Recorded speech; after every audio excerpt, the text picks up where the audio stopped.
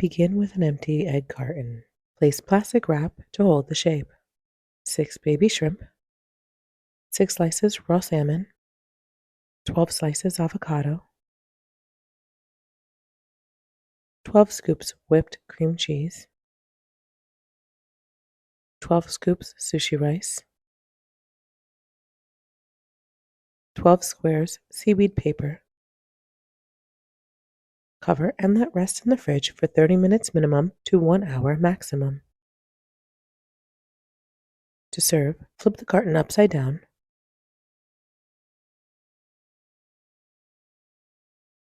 Remove the plastic wrap.